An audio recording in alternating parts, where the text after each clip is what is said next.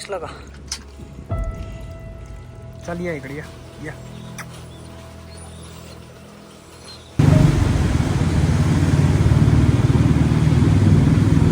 बघू पुढचा प्रवास कसा होतोय. सोबत काट्या घेतले.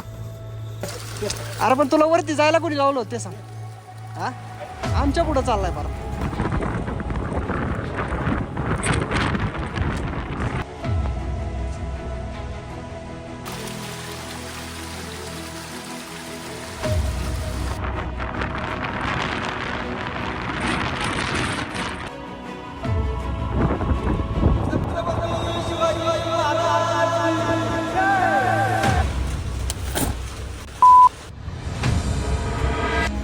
तर जय शिवराय, जय शंभूराजे मित्रांनो, स्वागत आहे तुमचं पुन्हा एकदा आपल्या या यूट्यूब चॅनलमध्ये.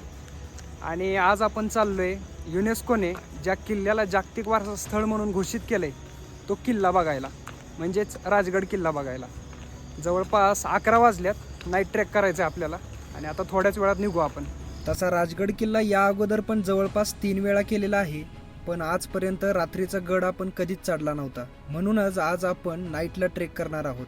आणि हो, तुम्हाला व्हिडिओच्या स्टार्टिंगला अगोदरच सांगतो, या राजगड किल्ल्यावर रात्रीचा प्रवास करू देतात का नाही हे मला माहीत नाही, पण आम्हाला रात्रीचा प्रवास करताना कुठंच काही अडवणूक करण्यात आली नाही.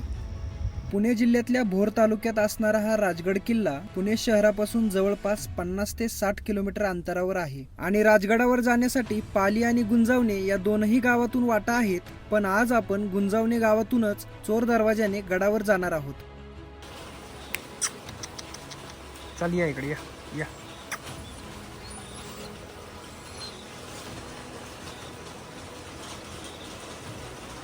तर मित्रांनो, आता वाजल्यात 2:45 आणि आता आपण गडाच्या पायथ्याशी पोचलेलो आहोत. गुंजावणे म्हणून गाव आहे. इथून आपल्याला आता ट्रेक चालू करायचा आहे.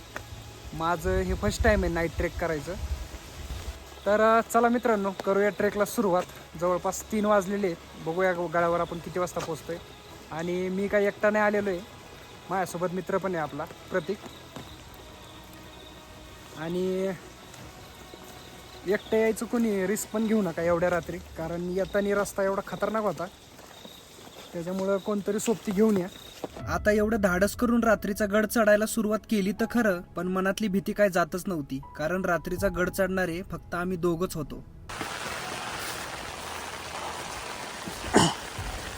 वरतून जोरदार असा पाऊस चालू झाला मित्रांनो. आणि जी आम्ही टॉर्च आणलेली आहे ती काय मला वाटतं ना वरती गडापर्यंत साथ देईल. अर्ध्यातच बंद झाली तर आपलं अवघड होऊन जाईल, कारण की पुढचा रस्ता दिसेना.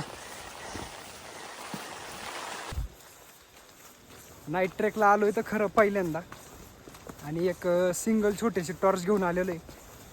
ती टॉर्च बंद केली तर पुढचं काही सुद्धा दिसेना अजिबात. आत्ता पुढे एक लाईट किडा चमकत होता, एवढी घाण भीती वाटत होती. बघू पुढचा प्रवास कसा होतोय. सोबत काट्या घेतल्या. त्या काळचे महाराजांचे गुप्तहेर आणि बहिर्जी नाईक यांना खरंच मानलं पाहिजे राव, कारण की आपल्याकडे तरी आत्ता काहीतरी संसाधन आहेत, टॉर्च आहे, लाईट आहे. त्या काळात तर काय हालत होत असेल त्यांनाच माहिती. आता आपल्याला इथे एक छोटंसं घर लागले, त्याचा आसरा घेऊन आपण थांबले 2 मिनटं. पाऊस लय येतोय बाहेर, पुढचा रस्ता पण काय दिसेना.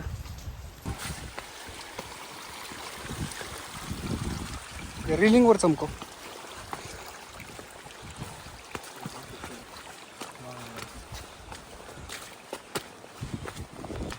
शनिवार असल्यामुळे आम्ही असा विचार केलता की नाईटला 2-3 तरी ग्रुप आम्हाला सापडतील ट्रेक करताना, पण रियालिटी अशी होती की गडाच्या पायथ्यापासून ते वरतीपर्यंत आमच्या दोघांशिवाय कोणीही नव्हतं. लय दुखा लागले, खतरनाक वाटायला आहे. दिसतंय ना, आलंय का जवळ? हां, अख्खा 90 डिग्रीच आलाय रे आता. तू सावकाश चल फक्त. हा दिसतंय, दिसतंय.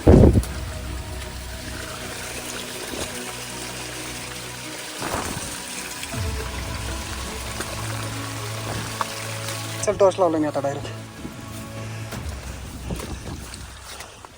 तूच फक्त पुढं ध्यान ठेव. माकडं बिकडं आला का नाही दरवाजा. चल हळूहळू चल. तुझ्या टॉर्च आहे ना. चल हा येतो मी. चल नाही नाही हाय ठेवली व्यवस्थित येतो मी. चल पूर्ण 90 डिग्रीच्या पायऱ्या लागल्यात मित्रांनो. काय हा असा बसलाय दगडात. पुढे गेला दिसला का.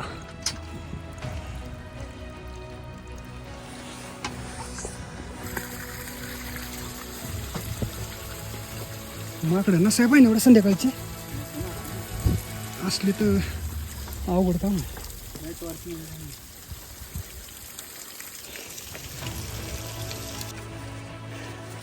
आला का नाही चोर दरवाजा. किती वाजले असतील रे. जवळपास 4 वाजलेले आहेत. टाकली. चल काही प्रॉब्लेम नाही ना आता आपल्याला. चल मग चल. जवळपास गड हलायचा आता.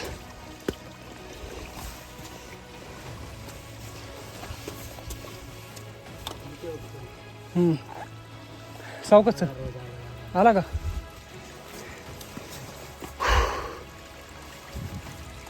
तर फायनली मित्रांनो आपण आता चोर दरवाजापर्यंत पोहोचलेलो आहे. खालून गुंजवणे गावातून ट्रेक चालू केला होता. जवळपास एक 1.5 तास लागला असेल. आत्ता आपण ह्या 90 डिग्रीच्या पायऱ्या चढून ह्या दरवाजापाशी पोहोचलेलो आहे.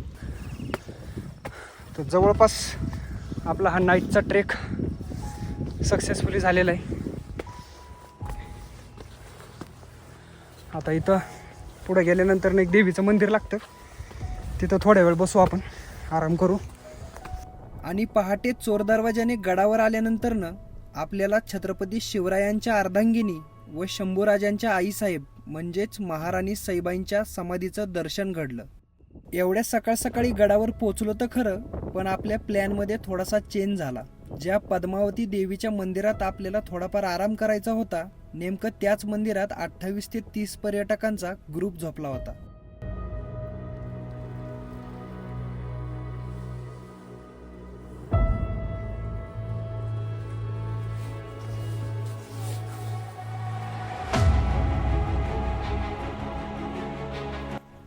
आता या मंदिराच्या बाहेर गप्प बसण्याशिवाय दुसरा काय पर्याय आमच्याकडे नव्हता.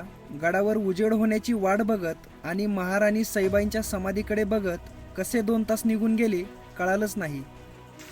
तर मित्रांनो जवळपास 1.5 ते 2 तास इथं आराम केल्यानंतर ना आता आपण पूर्ण गड फिरायला चालू करणार आहे. 7 वाजलेलेत आणि गडावरती पाऊस आणि धुकं आणि थंडी एवढी आहे की काय बस विचारूच नका.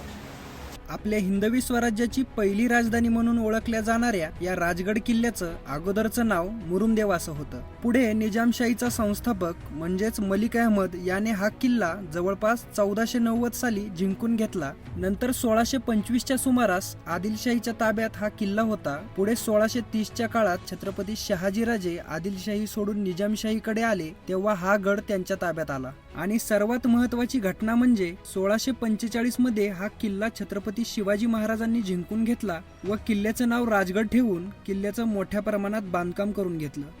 पण आपण आता डायरेक्ट सुवेळा माचीकडे चाललोय. सुवेळा माची एक्सप्लोर करू, त्याच्यानंतर तिकडून वापस येता येता बाकी सगळे पॉईंट कव्हर करू.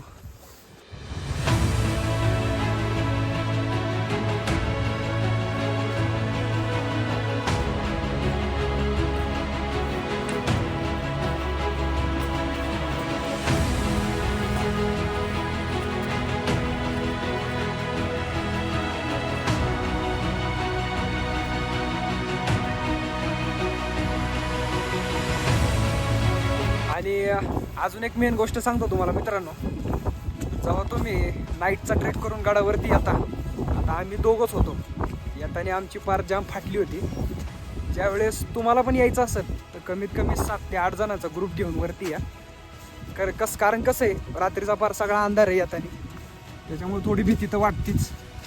सुवेळा माचीकडे जाताना आपल्याला इथं एक हनुमानाचं मंदिर लागतं छोटंसं.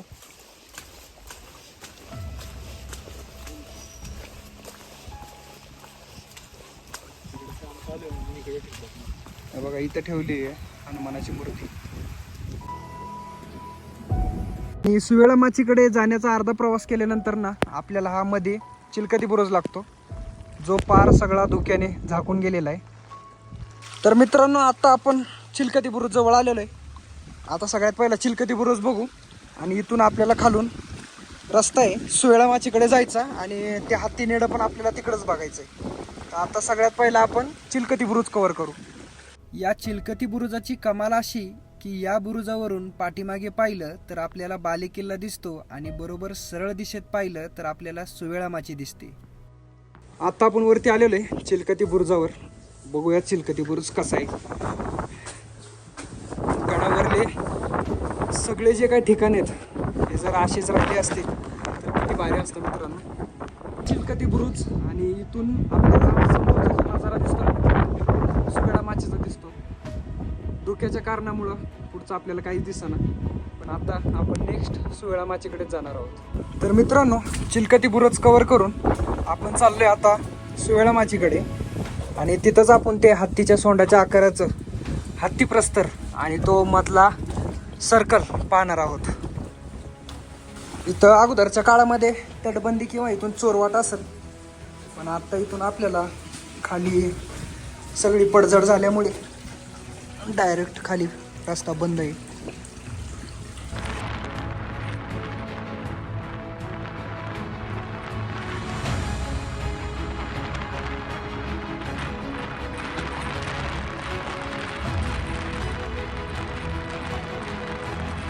तर मित्रांनो, एक सर्वात महत्त्वाची गोष्ट म्हणजे या सह्याद्रीची भटकंती करत असताना किंवा गडकिल्ले फिरताना आपल्याकडे चांगले शूज असणं गरजेचं आहे. ट्रेक करताना कोणत्याही प्रकारची घाई अजिबात करू नका. पावसामुळे सगळीकडे वाटा स्लिपरी झाल्यामुळे पुढे आपल्या मित्राचा पाय घसरून तो खाली पडला. नशीब त्याला काय झालं नाही, नाहीतर एक वेगळंच संकट आपल्या पुढे उभा राहिलं असतं. किल्ले राजगडावरतील एक आकर्षणाची गोष्ट म्हणजे हे नैसर्गिकरित्या निर्माण झालेलं होल. आता आपण तिथंच जाणार आहे. जवळपास 90 डिग्रीचाच सगळा चढण आहे. आपण सावकाश आता जाऊया तिथं वरती.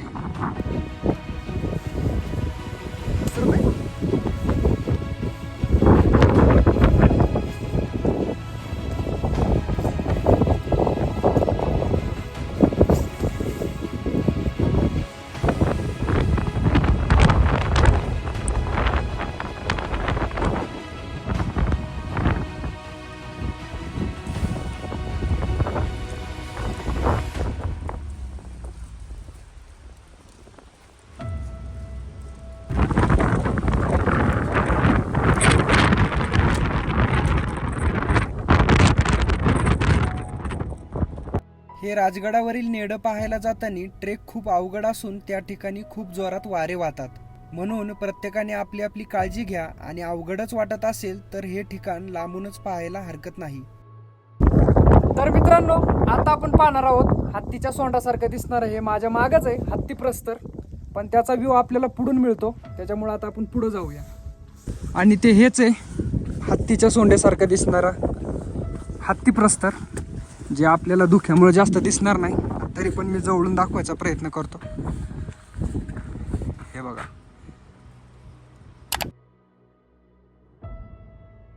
हत्ती प्रस्तर पाहून झाल्यानंतर ना आपण पाहूया सुवेळा माची आणि त्याच्यानंतर ना आपण जाऊया ज्या ठिकाणी महाराज राहत होते ते ठिकाण बघायला, म्हणजेच बालेकिल्ल्यावर. तर महाराजांनी त्या काळात या राजगड किल्ल्याचं बांधकाम एवढं भक्कम करून घेतलं होतं, जे आजपर्यंत पण टिकलेले. ती बघा तुम्ही गडावर सुवेळा माचीची ही दुहेरी तटबंदी.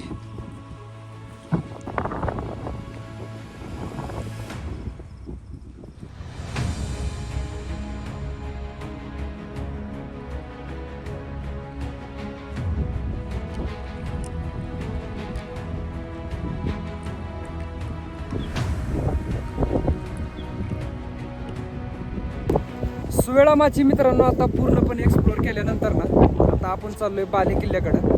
तर ज्या रस्त्याने आपण सुवेळा माची बघायला गेलतो त्याच रस्त्याने वापस रिटर्न येऊन आपल्याला आता बालेकिल्ला बघायला जायचं आहे. जेव्हा आपण चोर दरवाजाने गडावर येतो त्यावेळेस आणि बालेकिल्ल्याकडे जाताना या दोनच ठिकाणी पायऱ्या एकदम सरळ असल्यामुळे आपली चांगलीच कसरत निघते.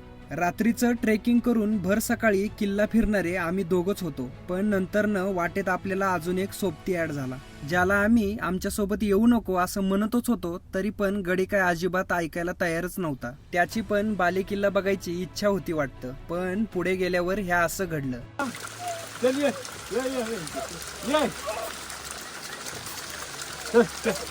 अरे पण तुला वरती जायला कोणी लावलं ते सांग. हा, आमच्या पुढे चाललाय बार. या हळू ये सावकाशी ये ते धर ना त्याला. इकडे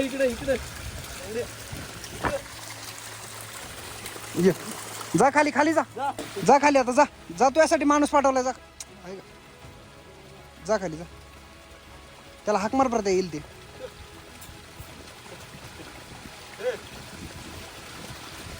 काय मी पण खाली येऊ का? अरे मग मी खाली आलो शूटिंग कोण काढणार भाऊ, तू खाली जा ना. आणि शेवटी आपला सोबती वरती गडावर अडकून बसू नये म्हणून त्याला अर्ध्या वाटेतच सोडून आपण पुढचा प्रवास चालू केला. थोडंसं वरती आल्यानंतर ना ही छोटीशी आपल्याला इथं एक गुफा म्हणू शकतो आपण याला, बघायला मिळते. आणि आता इथूनच थोडासा 90 डिग्री अँगलने प्रवास केल्यानंतर ना आता आपण जातोय बालेकिल्ल्याकडं.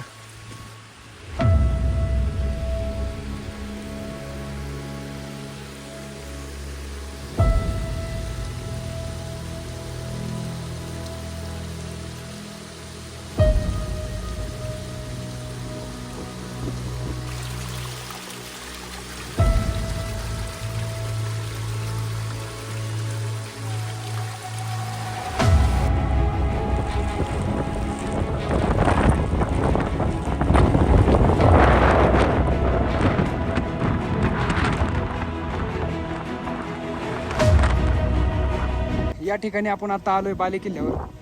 ही त्या काळची काहीतरी एक सदर आहे, म्हणजे सभा भरायची बघा ते. आता याचे थोडेफार अवशेष शिल्लक राहिलेले. आणि आता आपण इथून पुढे जाऊ बालेकिल्ल्यामध्ये. भरपूर असा पाऊस आणि वारं सुटल्यामुळं बरोबर काही व्हिडिओ आणि फुटेज मिळणार आपल्याला, पण काय विषय नाही.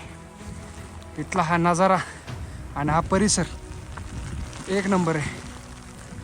आणि हीच ती वास्तू होती जी आपल्या शिवरायांच्या स्पर्शाने पावन झालेली, जिथे छत्रपती शिवाजी महाराज स्वतः राहायचे. आजपासून शेकडो वर्षापूर्वी याच ठिकाणाने महाराणी सईबाईंचं निधन जवळून पाहिलं असेल, जिथे फक्त 2 वर्षाचं शंभू बाळ खेळत असेल. आता वर्तमानात जरी या वास्तूंची पडझड झाली असली तरी इथला इतिहास, महाराजांच्या आठवणी आणि अंगावर काटा आणि डोळ्यात पाणी येईल अशा कित्येक मावळ्यांचं बलिदान मात्र आपण कधीच विसरू शकणार नाही. ज्या किल्ल्याने आपला राजा इतक्या जवळून बघितला त्या राजगडाला आपण एकदा तरी भेट दिली पाहिजे. ज्यावेळेस आपण रणजित देसाईंचं श्रीमान योगी हे पुस्तक वाचतो त्यावेळेस बऱ्याच वेळा ह्याच मंदिराचा उल्लेख आला असेल की महाराज ह्या मंदिराला दर्शनाला येत असतील. कदाचित ते हेच महादेवाचं मंदिर असावं. सध्या पावसाळा असल्यामुळे गडावर भरपूर प्रमाणात पाऊस तर आहेच, पण वाऱ्याचा वेग इतका आहे की चालताना पावले टाकताना सुद्धा पाय थरथरत होते. पण अशा खतरनाक वातावरणात गडावर फिरताना तुमचे फोटोज किंवा व्हिडिओज चांगले येतील का नाही हे मला माहीत नाही, पण त्या गडासोबतच्या आठवणी कायम लक्षात राहतील.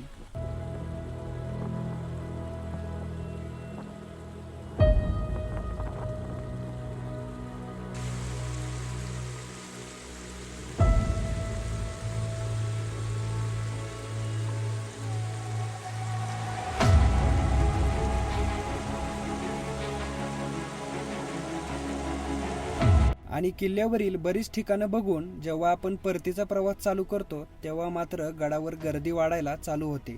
शेवटी जाताना परत एकदा पद्मावती माचीवर असणाऱ्या महाराणी सईबाईंच्या समाधीचं दर्शन घेऊन आपण आलो त्या चोर दरवाजाने गड उतरायला चालू करतो.